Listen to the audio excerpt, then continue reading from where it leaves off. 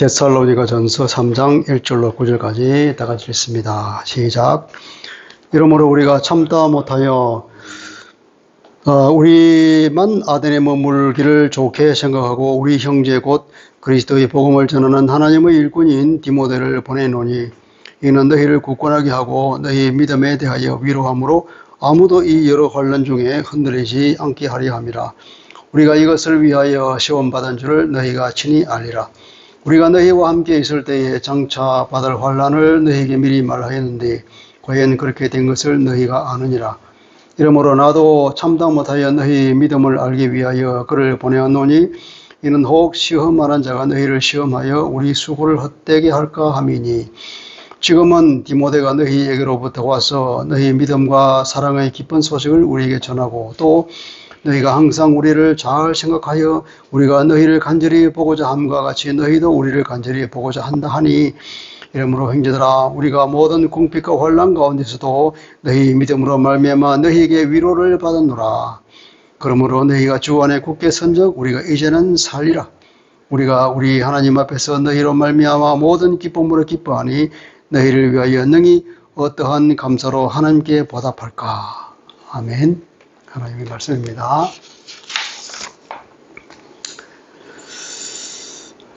오늘 제목이 뭐죠?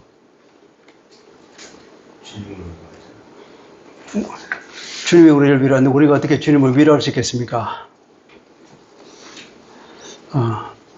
제목이 좀 역설적입니다. 많은 사람의 교회를 왔다가 그냥 떠나갑니다. 교회에 와서 믿음을 정착하지 못하고 하나님을 제대로 알지 못한 채 떠나가는 안타까운 일이 많이 생기고 있습니다. 왜 그러냐면 교회에 온다고 하는 것이 간단한 일이 아니고 눈에 보이지 않는 사단의 강력한 방해가 있기 때문에 그렇습니다. 사단이 우리가 모르는 사이에 눈에 보이지 않기 때문에 우리에게 계속 사건을 일으키고 또 우리 심령에 다른 생각을 집어넣습니다. 그래서 하나님이 없는가 봐. 보이지도 않는 걸 뭘 믿는다고 그래. 사단이 우리 귀 속에 쏙 속삭이니까 그 말이 그럴듯하게 들려서 그냥 어떤 사건이 생기면 그냥 떠나가는 그런 안타까운 일이 참으로 많이 생기고 있습니다. 데살로니가 교회 성도들도 그런 굉장한 그 사단의 방해 공작에 놓여 있습니다. 바울이 데살로니가 교회를 개척하고 불과 한 3주만 복음을 전했는데 참 그 사람들이 주님을 영접하고 함께 모여서 예배드리기 시작했습니다. 그런데 거기서 유대인들이 시기가 나서 소동을 일으킨 바람에 쫓겨났습니다. 바울이 쫓겨난 후에 사탄이 얼마나 또 강력하게 역사하겠습니까? 이거 유대인들을 시켜서 그 바울 저거 엉터리야 온갖 그 나쁜 소리는 다 하고 온갖 그런 요즘으로 친다면 그 가짜 뉴스를 막 퍼뜨리고 그렇게 해서 그 사람들이 교회를 떠나게 만들고 있죠. 근데 바울이 참 떠나오면서 굉장히 안타까운 마음과 조금만 더 사역하고 싶었는데 조금 그들의 믿음을 더 안착시키고 오면 좋겠는데 그런 안타까운 마음이 있었어요. 많은 성도들이 자기 동족으로부터 비난과 조롱과 또 회유를 당하고 또 심지어는 많은 혼란을 겪고 있습니다. 이 교회를 개척한 바울의 그 심정이 어떻겠습니까? 그는 정말 아버지의 심정으로 그들을 염려하고 있습니다. 그는 정녕 믿음의 아버지요 또 자녀를 돌보듯이 데살로니가 성도들을 염려하고 있는 걸 우리가 보게 됩니다. 부모가 어린 자녀를 두고 떠나는 그런 심정으로 바울은 데살로니가 교회를 걱정하고 있습니다. 우리가 읽은 이 말씀에서도 바울의 그 간절한 마음을 우리가 읽을 수 있죠. 그죠? 그 믿음의 자녀를 염려하는 그 영적인 아버지인 바울을 우리가 보게 되고 또 그런 바울을 우리가 본받아야 할 줄로 믿습니다. 사탄은 정말로 방해를 많이 합니다. 우리가 2장에서 그런 걸 지난번 설교에서 그거 나왔잖아요. 2장 17절부터 18절 보면 그러므로 나 바울은 한 번, 두 번 너희에게 가고자 했으나 사탄이 우리를 막았도다. 그래서 형제들아 우리가 잠시 너희를 떠난 것은 얼굴이요 마음은 아니다. 너희 얼굴 보기를 열정으로 더욱 힘썼다. 몇 번이나 가고자 했다. 그렇지만 사탄의 방해로 정말 갈 수가 없었던 그런 안타까움이 있었습니다. 그래서 바울은 그러다가 이제 드디어 참다 못하여 다른 방안을 찾았다고 그랬습니다. 참다 못하여 한 말이죠. 얼마나 바울의 안타까운 마음이 줄고 있었으면 참다 못하여라는 이런 말이 나왔을까. 도저히 더 이상 내가 참을 수가 없다. 무슨 수를 써야 되겠다. 그런 생각을 하면서 다른 방안을 찾았는데 디모데를 보내는 거예요. 디모데를 파송해서 그들을 격려해주고 위로해주고 말씀으로 가르쳐서 그 흔들리는 믿음을 바로 세워주고자 했던 것입니다. 이절 보니까 우리만 아들의 머물기를 좋게 생각하고 좋게 생각한다는 것은 우리 그렇게 결정했다는 겁니다. 우리만 아들의 머물기로 결정하고 디모데는 너에게 보내기로 했다. 그런 얘기. 우리가 사도행전에서 이 이야기를 읽을 수가 있습니다. 사도행전 17장 10절부터 18장 5절 사이에 그 이야기가 나와 있는데요. 데살로니가의 소동이 벌어져서 형제들이 바울과 실라를 베레아로 보냈다고 합니다. 우리나라를 비유하자면 이제 빌립보에서 사역하다가 쫓겨나서 데살로니가 왔는데 저 평양에서 사역하다가 서울로 온 거예요. 서울로 왔는데 또 거기서 소동이 일어나니까 이제 쫓겨나가지고 어디 갔냐면 이제 대전으로 내려온 겁니다. 베레아로 내렸다는 거죠. 이 유대인들이 베레아까지 따라와서 바울을 방해하는 거예요. 할 수 없이 또 형제들이 실라와 디모데는 베레아에 이제 그냥 내버려두고 바울만 데리고 바닷가로 떠나가지고 저기 또 다른 데로 내보냅니다. 어디까지 보냐면은 저 아덴까지 보낼 거예요. 아테네. 위에서 쭉 그리스 남쪽 끝까지 아테네까지. 우리 지금 부산까지. 부산 앞바다까지 이제 내려보낸 거죠. 그래서 바울은 거기서 아테네에서 전도를 하고 그리고 이제 옆으로 가서 고린도에 우리나라를 비유하자면 여수까지 갔어요. 이제 거기 여수에 가 있는데 거기서 이제 디모데와 마게도냐가 실라와 디모데 함께 사역하던 그 두 사람이 이제 베레아에서 바울과 함께 조인한 거죠. 그런 이야기가 있습니다. 그런데 오늘 우리가 읽었던 이 데살로니가 전서에 의하면 바울이 아테네에 있을 때에 디모데가 왔고 바울이 거기서 디모데를 다시 데살로니가로 파송했다는 얘기가 나오잖아요. 그죠? 그러니까 아테네에 있을 때에 이제 실라와 디모데가 바울에게 왔죠. 근데 이 아테네에서 바울이 이제 고민하는 거예요. 저 데살로니가 교회를 바로 세워야 할 텐데 그 성도들이 지금 어려움을 당하고 있으면 그들이 믿음을 떠나면 어떡할까? 그런 마음이 심령에 막 불타는 그 마음이 타들어가는 거예요. 가려고 몇 번 시도했지만 안 되고 그래서 할 수 없이 안 되겠다. 더 이상 참을 수 없어. 그래서 그 아테네에서 디모데를 이제 파송을 해버린 거예요. 그런 얘기입니다. 여기서 이제 우리가 보내노니 그랬잖아요. 우리가 참다 못하여 우리만 아들의 머물기를 좋게 생각하고 우리 형제 곧 그리스도의 복음을 전하는 하나님의 일꾼이 디모데를 보내노니 이제 현재의 행으로서 이제 현재 보냈다. 이미 지금은 어디냐면 비금은 고린도에 와 있어요. 고린도에 왔는데 그 파송했던 디모데가 좋은 소식을 가지고 바울에게 고린도에 있는 바울에게 와서 바울이 고린도에서 디모데의 소식을 듣고 너무 기쁜 나머지 이 편지를 쓰고 있는 거예요. 이 편지. 아시겠죠? 상황은 그런 겁니다. 그때는 이제 고린도에서 생각하니까 이미 보낸 거죠. 보냈다, 그럽니다. 왜 보냈을까요? 목적이 있죠, 그죠? 목적에 보면 그 2절에 너희를 굳건하게 하고 믿음 안에서 세우려는 거죠. 믿음을 세워야 되는 거예요. 넘어지면 안 되니까. 믿음 안에서 세우는 거. 믿음을 굳건하게 해주고 또 뭐냐면은 너희 믿음에 대하여 위로함. 이 번역 우리가 이해하기 좀 힘든 믿음에 대하여고 믿음에 대하여 믿음을 위하여 위로가 아니고 격려하는 거죠. 환난을 당하니까 격려해 줘야 되잖아요. 믿음을 잃지 말라고 이 환난에 대해서 격려해 주기 위해서 디모데를 보냅니다.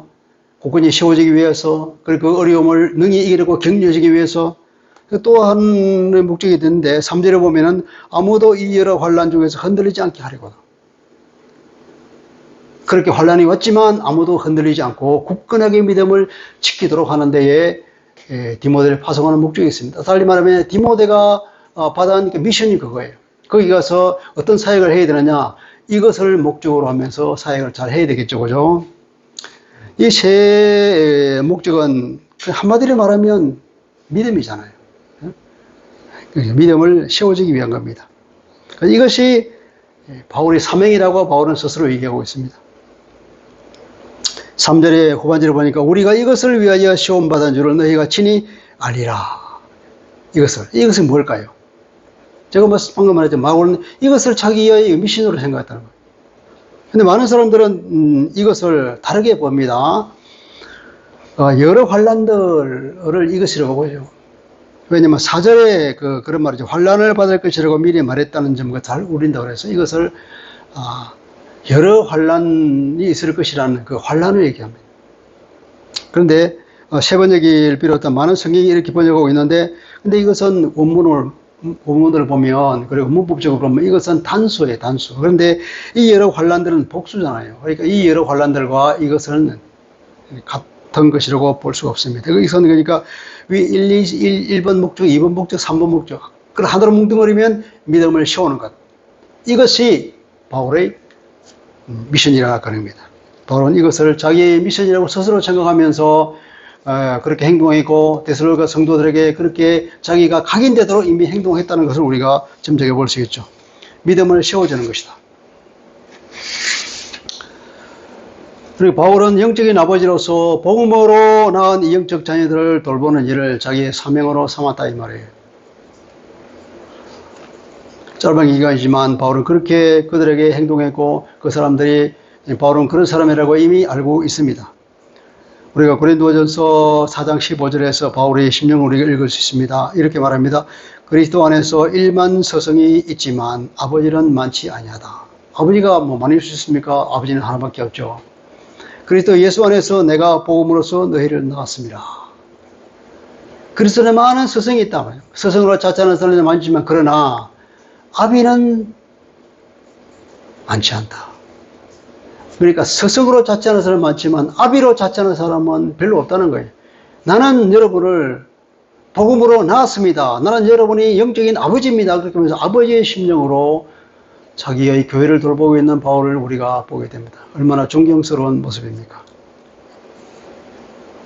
그런 정령 아버지로서 그들을 격려하고 염려하고 믿음을 세워주기 위해서 세워지는 그런 사람입니다. 우리가 노심초사라는 말을 알죠. 노심, 마음을 일을 시킨다는 거예요. 계속해서 끊임없이 내 마음을 일을 시켜. 마음에 쉴 틈이 없어. 초사, 태우는 거예요. 생각을 태우는 거예요. 마음을 혹사시켜서 강변적으로, 정신적으로 막 타들어가는 거예요. 우리가 애가 탄다 그러잖아요. 이 애를 태우는 거예요. 걱정과 고민으로 잠을 이루지 못하죠. 바울은 그런 사람이었습니다. 바울은 자기가 받은 모든 육체적인 환난과 정신적인 환난을 다 덮어두고 그 위에 또 그보다 더 큰 고민이 있으니 그게 뭐냐면 교회를 위해서 끊임없이 고민한다고 그랬습니다. 그것이 바울의 영적인 아비로서의 모습을 우리가 보게 됩니다. 영적인 아버지, 이런 아버지를 가진 사람은 얼마나 행복할까요? 부모의 마음이 바로 이렇잖아요. 우리가 부모가 자녀를 생각하는 게 얼마나 노심초사하고 있습니다. 항상 노심초사죠. 애를 태우고 있습니다. 애를 태워서 그냥 대버려 던지고 편하게 전부 다 하면 좋겠는데 그게 안 돼요. 하나님의 창조 원리가 그런 것 같아요. 모든 부모들은 그렇습니다. 그걸 벗어날 수가 없습니다. 던져버리면 편한데. 바울의 이 마음이 곧 하나님의 마음이라는 거예요. 예수 그리스도의 마음입니다. 이것이 오늘 우리가 성경으로 읽습니다. 성경은 하나님의 말씀이라고 그러잖아요. 바울이 이러한 마음을 가지고 달리 말하면 하나님이 내 마음이 바로 그렇다 하는 거예요. 주님의 마음, 내가 말이 그렇다. 내가 보라 너희들을 위해서 그렇게 애타게 기다리고 믿음이 넘어질까 홍해나 넘어질까 그렇게 어린 자녀를 보듯이 그렇게 애를 태우면서 노심초사하고 너희를 바라보고 있노라. 주님이 우리에게 이렇게 말씀하고 있는 거로 들으실 줄 믿습니다. 그렇게 들으십시오. 주님께서 내 안에서 성령의 이름으로 나의 믿음을 지켜주고 내가 믿음에서 자라가도록 이렇게 애쓰고 있다는 사실 우리가 알잖아요. 내가 전도한 믿음의 자녀들에게 우리는 이런 마음으로 돌봐야 할 것입니다. 말씀만 전하고 우리 끝나는 것이 아니라 그들의 믿음이 주님 안에서 점점 자라갈 수 있도록, 혹시 환난을 통하여 그 믿음을 떠나서 그냥 교회를 벗겨나갈까, 노심초사하는 마음으로 그들을 격려하고 위로하고 말씀으로 가르치고 기도해주고 그렇게 해줄 줄 믿습니다. 바울의 마음은 바로 이 부모의 심정입니다. 바울은 자신의 필요보다도 성도들이 믿음을 버릴까 더 걱정했습니다. 그들에게 오는 그 환난의 문제가 아니라 그 환난으로 인해서 믿음을 혹시 버릴까, 믿음을 버리고 떠나갈까봐 그것이 바울은 두려웠던 것입니다. 우리는 부모로서 자녀를 위해 무엇을 가장 걱정하고 있습니까? 공부를 안 해서 걱정입니까? 건강이 안 좋아서 걱정합니까? 혹은 직장을 못 잡을까봐 걱정입니까? 결혼을 못할까봐 걱정입니까? 그 모든 것들은 본질적인 문제가 아닙니다. 가장 중요한 문제는 뭐냐면 이 믿음을, 혹시 믿음을 잃어볼까? 믿음한테 잘하지 못할까? 이것을 걱정해야 될지 믿습니다. 이것이 가장 중요한 것입니다. 다른 것들은 다 사라집니다. 우리의 육체가 죽음을, 그 모든 것을 끝나버리지만, 그러나 우리의 믿음이라는 것, 우리의 영적인 상태로 하는 것, 영원히 계속되는 것이기 때문에 우리가 그것을 최우선적으로 돌봐야 할 줄 믿습니다. 바울은 이런 영적인 아버지로서 자녀들에게 믿음을 세워주는 모습을 우리가 보게 됩니다.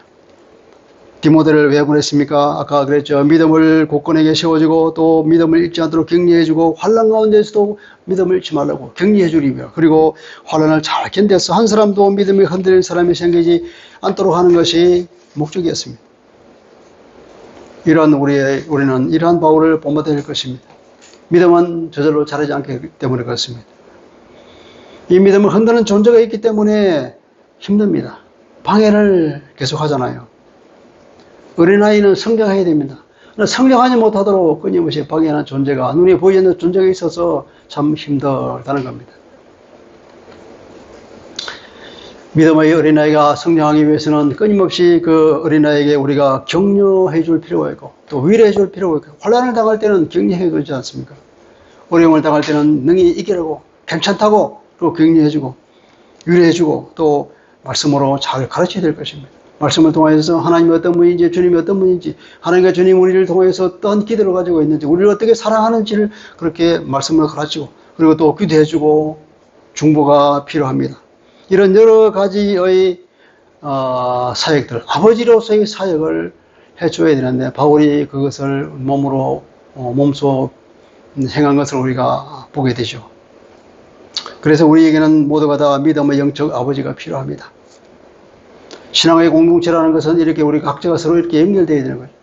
믿음에 성장한 사람은 약한 사람이 믿음의 아버지가 되어주고, 또 믿음이 부족한 사람들은 그 사람들을 멘토로 삼아서 배우고, 그렇게 해서 우리가 서로 믿음을 격려해 주면서 하나님의 귀한 공동체로서, 주님의 귀한 자녀로서 함께 성장해 가면 좋겠습니다.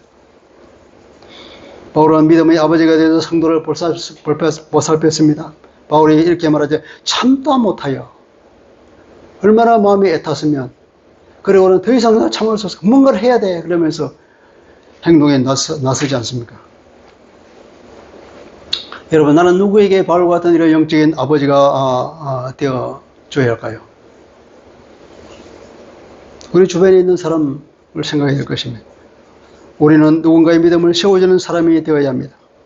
새신자를 세워주고 낙심한 성도를 위로해주고 다음 세대를 말씀으로 양육하는 사람이 되어야 할 것입니다. 이것이 교회에 반드시 필요하죠. 그리고 믿음이 연약한 사람은 난 누구를 믿음의 멘토로 삼을 것인가 를 생각하면서 그분에게 배우고 함께 교제를 나눠야 될 줄 믿습니다. 스스로가 믿음을 세워나가고 있는 그런 열정이 필요하다 이 말이에요. 이거는 별도로 신앙의 여정에는 반드시 맞닥뜨리는 어려움이 항상 있다는 거예요. 환난은 피할 수가 없다는 얘기입니다. 4절에 그렇게 말하고 있잖아요. 우리가 너희와 함께 있을 때에 장차 받을 환난을 너희에게 미리 말하였는데 과연 그렇게 된 것을 너희가 아느냐. 과연 그렇게 되어서 데살로니가 성도들이 온갖 환난을 받고 있다는 거예요. 지금 사도행전 14장 22절 세 번역입니다. 이렇게 말합니다. 그들은 제자들의 마음을 굳세게 해주고 믿음을 지키라고 권하였다. 그리고 또 이렇게 말하겠다. 우리가 하나님 나라에 들어가려면 반드시 많은 환난을 겪어야 합니다. 많은 환난을 겪을 수밖에 없다는 것이 바울의 생각이죠. 바울의 말은 곧 주님의 말씀이잖아요. 하나님의 말씀이에요. 주님께서도 그 제자들을 그렇게 말했잖아요. 나를 그렇게 박해하고 10년을 죽이기까지 하는데 나의 제자라면 어떻게 했냐. 당연히 너희들도 그런 고난을 당하지 않겠냐. 각오해라. 주님께서 그렇게 말씀하셨습니다.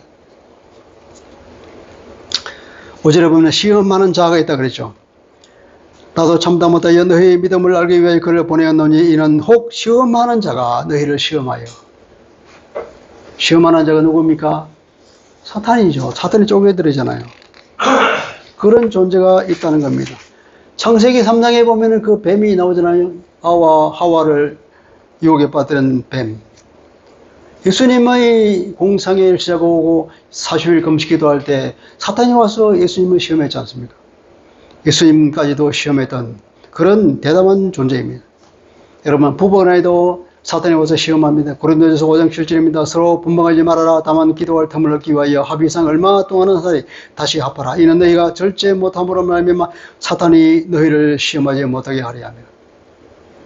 여러분, 부부가 이혼하는 가정을 봤습니까? 사탄이 시험 때문에 그렇습니다. 가정을 깨우잖아요. 또 이 세상 신이 믿지 아니하는 자들의 마음을 혼미하게 한다고 그랬습니다. 고린도 후서 4장 4절입니다. 이 사탄이 마음을 혼미케 하여서 바른 판단을 하지 못하도록 곧 믿음에서 떠나도록 이끈다는 겁니다. 베드로전서 5장 8절은 또 너희 대적 마귀가 오는 사자같이 돌아다니며 삼킬 철을 찾고 있다. 아니 통지를 삼켜버리려고 어른그림에서 다니고 있다는 거예요. 창세기부터 지금까지 그 사탄이라는 존재는 한시도 쉬지 않냐고 부지런히 일을 하고 있습니다. 마가복음 4장 15절에는 주님께서 이렇게 말씀합니다. 말씀이 길가에 뿌려졌다는 것은 아이들을 가리켜 의미니 곧 말씀을 들었을 때 사탄이 즉시 와서 그들에게 뿌려진 말씀을 빼앗는 것이요. 주님이 씨 뿌리는 비유를 하잖아요. 그러면서 말씀이 옥토에 뿌려져야 그것이 잘 자라서 풍성하게 결실을 하는데 말씀이 길가에 뿌려졌다는 것은 사탄이 와서 그 말씀을 빼앗는다는 거예요. 그러니까 사탄이 얼마나 그 말씀이 뿌려지는 현장에까지도 와서 심지어 우리가 말씀을 들을 때조차도 말씀을 읽을 때조차도 사탄이 우리 옆에 앉아서 우리 귀에다가 속삭이는 거예요. 그 말 엉터리야. 그렇게 마태복음 13장 39절입니다. 가라지를 뿌린 원수는 마귀요. 그러면 그 가라지라고는 가라지 비유해서 밭에다가 가라지가만 있잖아요. 누가 저 가라지를 심었냐? 마귀가 그랬구나. 하나님의 밭, 하나님의 밭에 가라지를 뿌려서 그 밭을, 그 농사를 망치게 하려는 사탄의 짓이라는 거죠. 그러니까 이것은 달리 말하면 성도의 마음밭에 가라지를 뿌리는 거죠. 성도의 마음밭에 유혹의 생각을 불어넣어서 이 사람을 무너지게 만든다는 겁니다. 고린도후서 12장 7절에 보면 내 육체에 가시고 사탄의 사자를 주셨다. 바울의 고백입니다. 육체의 고통으로도 사탄이 우리를 무너뜨리려고 역사하는 거예요. 우리 삶의 현장에 보면 온갖 시험과 유혹과 실패와 고난들이 있습니다. 그 모든 것이 다 사탄의 방해의 결과라고 봐도 무방할 것입니다. 그런데 이러한 많은 사탄의 공격을 하나님은 왜 허락하실까요? 그렇게 우리를 사랑하신다 그러면 당장 막아주고 쫓아주고 큰 소리를 꾸짖어 그냥 다시는 못하게 하면 좋겠구만. 그것은 환난을 잘 견딜 때에 드디어 믿음이 성장하기 때문에 그렇다는 걸 우리가 짐작할 수 있습니다. 그래서 환난이라는 것은 신앙생활의 한 과정입니다. 어찌 보면 필수 과정이라고 말할 수도 있습니다. 여러분, 가나안으로 향하던 이스라엘 사람들이 왜 그렇게 힘든 여정을 건넜습니까?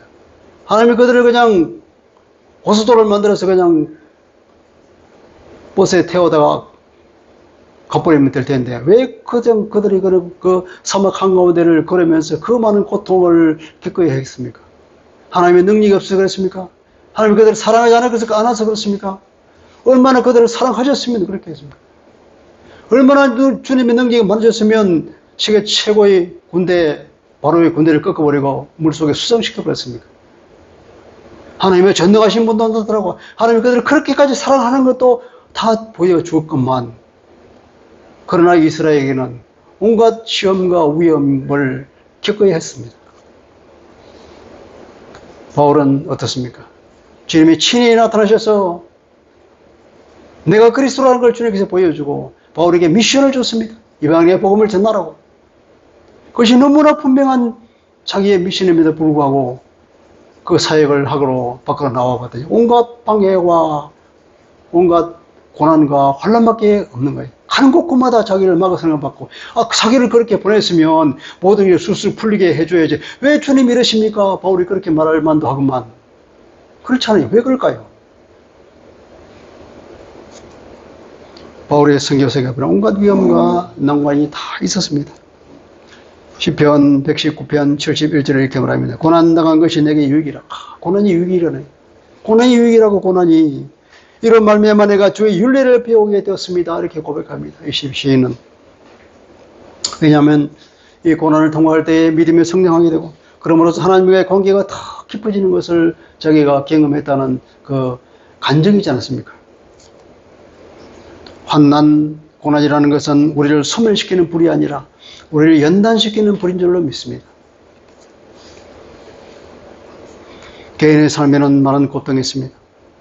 이런 혼란이 있기 때문에 많은 고통이 있습니다. 여러분 어떻게 해야 될까요? 참아야죠. 이 인내가 중요합니다. 로마서 5장 4절 5절입니다. 다만 이뿐 아니라 우리가 환난 중에도 즐거워하나니 이 환난은 인내를 요구하는 거예요. 환난을 견디기 위해서는 참아야 합니다. 인내는 연단을, 이 인내하다 보면은 믿음이 연단된 믿음을 가지게 된다는 거예요. 이 연단된 믿음이 이미 뭐냐면 이 믿음이 장성한 분량에 자라는 거예요. 믿음의 성이 되는 것입니다. 믿음의 성이 되기 위해서는 이런 환난을 거치는 인내하는 인내의 과정을 거쳐야만이 연단된 믿음을 가지는 거죠. 이 연단된 믿음이 바로 소망을 이루는 줄 압니다. 그런 거예요. 야고보서 1장 2절 4절입니다. 내 형제들아 너희가 여러 가지 시험을 당하던 온전히 기쁘게 여기라. 이는 너희 믿음의 시련이 인내를 만들어내는 줄을 너희가 알미라. 믿음의 시련이 인내를 만들어낸다. 안 죽으려면 견뎌야 하니까요. 견디는 것이 믿음이라는 거예요. 제가 옛날에 자주 말씀하시죠. 우리가 고통이 올 때 우리가 그냥 뭘 할 필요가 없어요. 그냥 안 죽으면 돼. 안 죽으면 사는 거잖아요. 살면 산다고 하는 것은 그 고난을 견디고 통과하는 것입니다. 그러면 그 승리하는 겁니다.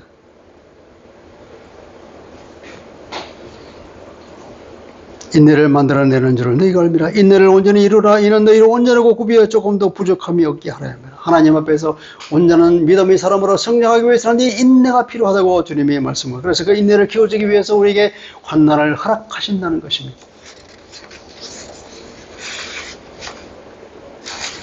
하나님은 우리가 이 인내를 통과하는 환난 가운데 그 인내를 능히 통과하며 믿음을 떠나지 않는가 하는 그 우리에게 믿음을 확인하고 싶어 하십니다. 여러분 5절을 볼까요? 그러므로 나도 참지 못하여 너희 믿음을 알기 위하여 그를 보냈다. 왜 보냈다고요? 보내는 또 다른 목적이 있습니다.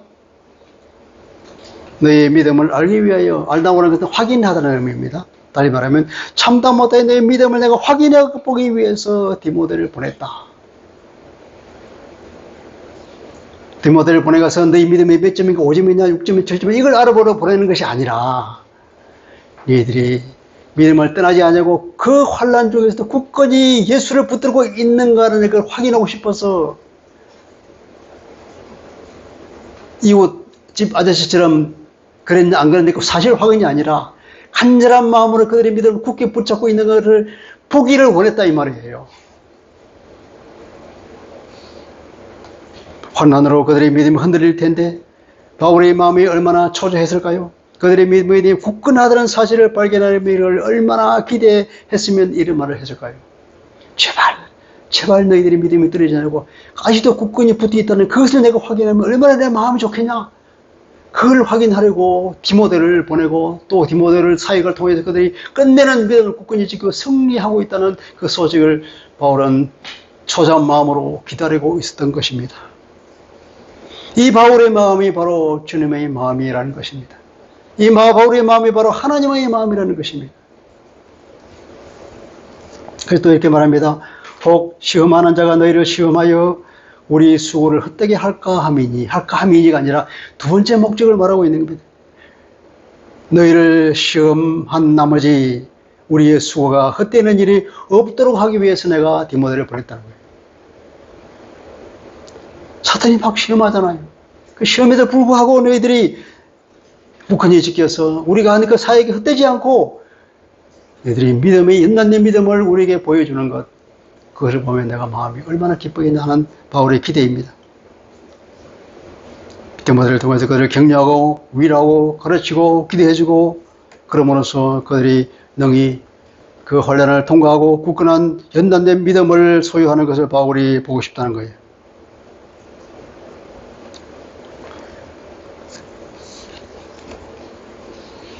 바울이 그들의 믿음을 확인하고 싶어하듯이 하나님도 우리의 믿음을 확인하고 싶어한 것입니다. 하나님은 우리가 간절하게 애타는 마음으로 제발 그 믿음을 들어주고 붙으면 있어도 그렇게 하늘로부터 격려하고 위로하고 우리가 응원하면서 우리를 보고 있다는 사실. 직접 와서 도와주면 되겠구만. 그러면 우리가 믿음을 성장하지 못할 줄 알고 하나님께서 주님께서 오지는 못하고 위해서 그냥 우리를 바라보면서 간절하고 애타는 마음으로 우리를 응원하고 있다는 사실.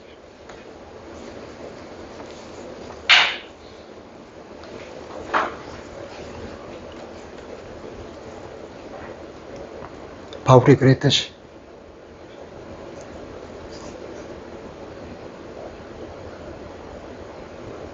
하나님께서도 우리가 환난을 잘 견디기를 열렬히 응원하고 계십니다. 믿음이 그렇게 중요할까요? 11에서 11장 1절입니다. 믿음은 바라는 것들의 실상이요 보이지 않는 것들의 증거라 하고 말합니다. 이 말은 달리 말하면 믿음이라는 것은 무모에서 유를 창조하는 능력을 가진 것이라는 겁니다. 믿음을 소유할 때 우리는 정과의 보도를 가지는 것입니다. 그 믿음을 통하여 못할 것이 없다는 것입니다. 주님께서 말하잖아요. 그 믿음은 능치 못할 것이 없다고 말하잖아요.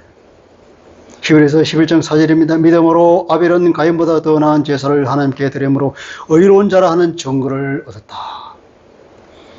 5절은 그렇게 말합니다. 믿음으로 에락은 죽음을 보지 않고 하늘로 옮겨졌다. 그랬습니다.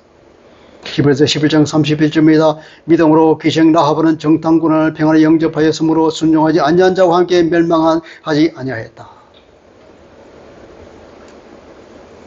누가복음 8장 48절입니다. 예수께서 이르시되 따라 내 믿음이 너를 구원하였으니 평안히 가라. 믿음이 그에게를 구원했다. 마태복음 15장 28절입니다. 이 예수께서 대답하여 이르시되 여자여 내 믿음이 크도다. 내 소원대로 되리라. 믿음. 그렇게 해서 이 믿음이 중요한 것입니다. 이스라엘 사람들이 광야에서 왜 다 죽었을까요? 믿음의 일체들은 다 죽었습니다. 출애굽할 때 나올 때 20세 이상이 있던 사람은 광야에서 다 죽었습니다. 그들이 죽은 이유는 그들의 믿음이 없었기 때문에 죽었다는 사실, 여러분. 다시 확인하시기 바랍니다. 그래서 주님 우리에게 이겨라 말씀하십니다. 시험을 극복하라. 이겨라. 간절히 주님께서 도심초삼에서 우리를 지켜보고 계신다는 사실을 기억하시기 바랍니다. 시험하는 자의 시험을 극복할 때 믿음은 더 크게 자라기 때문에 그렇습니다. 우리는 예수님을 보고 배울 필요가 있습니다. 예수님이 40일 금식 기도할 때 사단의 시험을 받았습니다. 어떻게 이겼습니까? 말씀으로 이겼습니다. 말씀이 우리의 심령에 가득 차 있을 때 우리는 사단의 어떤 공격에도 너희 그 말씀을 통해 이길 수가 있습니다. 그래서 말씀은 성령의 칼이라고 했습니다. 우리가 늘 말씀을 묵상하면서 늘 주님을 묵상할 때 사단을 능히 이길 수 있고 사단이 주는 그 환난을 극복할 수 있다고 믿습니다. 6절에 보니까 드디어 디모데가 돌아왔습니다. 그리고 보고합니다. 바울이 이렇게 말합니다. 지금은 디모데가 너희에게로부터 와서 너희 믿음과 사랑의 기쁜 소식을 우리에게 전했다. 그랬습니다. 기쁜 소식을 전했다. 이 말은 유한겔리조라는 말인데 복음을 전했다 이 말이에요. 바울에게는 이것이 복음이에요. 그들에게 믿음과 사랑이 있다는 이 사실을 디모데가 전할 때 이것이야말로 바울에게는 복음이요. 바울은 그것이 그토록 기뻐했다는 거예요.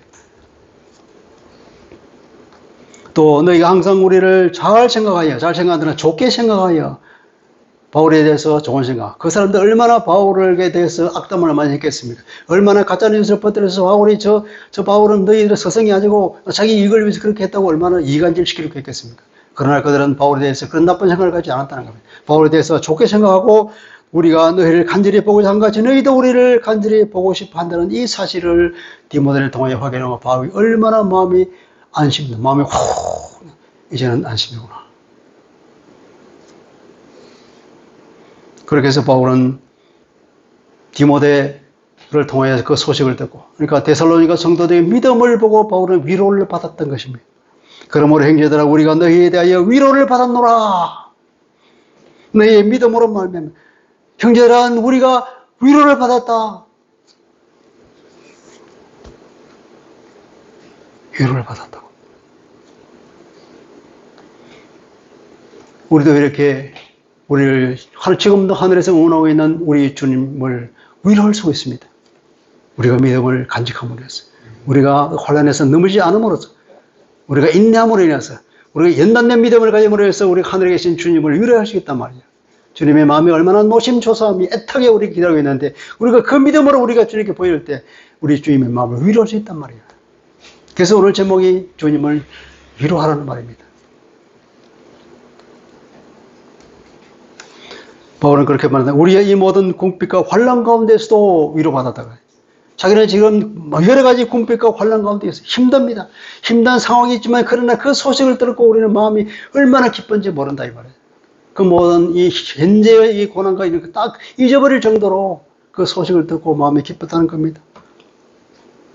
비록 우리가 궁핍과 환난 가운데에서 무척 힘든 상황이지만 바울이 궁핍과 환난이라는 것은 비록 물질적인 궁핍뿐 아니라 심적으로 영적인 궁핍과 환난 가운데 있다고 우리가 볼 수 있습니다. 아까 제가 말씀하셨듯이 환상 가운데서 마케도니아 선교를 하나님의 뜻으로 생각하고 왔잖아요.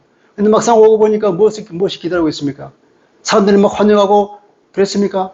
온갖 가는 곳에 방해하는 사람들이 와서 방해하고 심력 폭동을 일으키고 감옥에 갇히고 옷이 빨개벗겨지고 그리고 매를 맞고 착고에 차이고 그런 던전에 던져지는 그런 고통, 가는 곳곳마다 죽음의 위험이 도사리고 맹수의 위험, 강물의 위험, 온갖 위험이 다 있다. 그 많은 것들을 다 막도드리는데 바울이 과연 하나님께서 마케도니아 선교를 하시는 것이 하나님의 뜻이었을까? 그런 의문이 끊임없이 들었지 않겠습니까?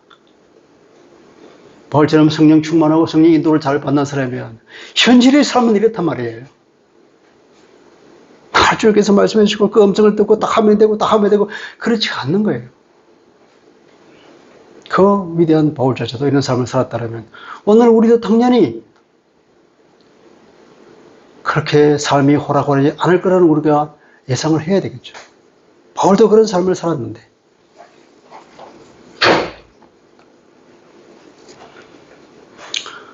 팔 절에 보니까 왜 우리가 위로를 받았냐 하면 이제서 우리가 살아있기 때문이다. 우리말로 하면 이제 살았다 그 말이에요. 바울은 이제 살았다 그 말이에요. 너희가 주 안에 굳게 서 있다면, 너희가 주 안에 굳게 서 있기만 하다면 이제 나는 마음 놓을 수 있어 그 말이죠. 9절을 바울은 이 사실에 대해 하나님께 감사하는 걸 우리가 보게 됩니다.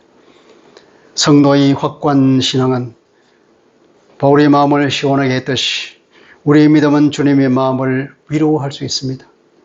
환난의 유혹에 넘어갈까 봐 오늘도 노심초사함이 우리를 바라보시는 주님을 생각하면 우리가 그걸 이해할 수 있습니다. 여러분 부모를 위로하는 효자는 어떤 사람입니까? 자녀를 향한 그 부모의 그 노심초사한 마음을 풀어드리는 사람이 곧 부모님이 위로받게 하는 효행입니다. 그 자가 효자입니다. 성삼위 하나님을 위로하는 하나님에 대한 효자는 어떤 사람이겠습니까? 비록 혼란 가운데 떨어졌다 할지라도 믿음에서 떨어질지라 마음을 졸이고 애타게 우리를 바라보시는 주님을 위로해 줄 수 있는 사람. 어떻게 해야 주님이 위로받을 수가요?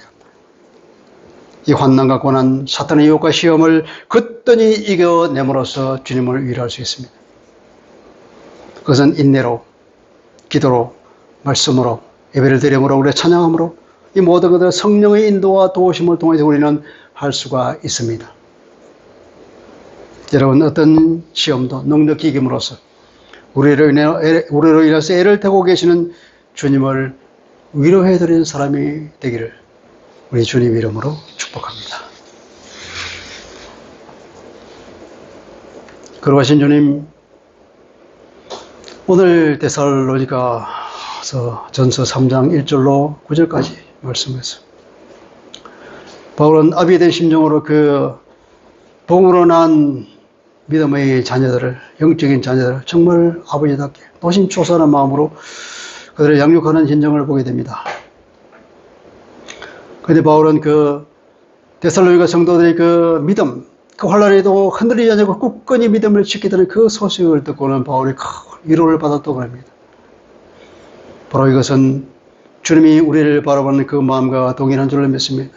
우리의 영적인 아버지요, 성삼위 하나님께서 우리를 낳으시고 우리를 이끄시고 오늘도 하늘에서 우리를 응원하고 격려하고 계시는 주님의 마음을 따라서 우리에게 닥쳐오는 모든 환난에도 불구하고 능히 주 예수의 이름으로 승리함으로써 우리 주님의 마음을 위로할 수 있는 우리가 될 줄 믿습니다. 우리 모두가 다 이런 주님의 마음을 위로해 드릴 수 있는, 능히 이 환난을 이길 수 있는 그런 삶이 될 수 있도록 은혜를 베풀어 주옵소서. 예수 그리스도의 이름으로 감사하며 기도합니다. 아멘.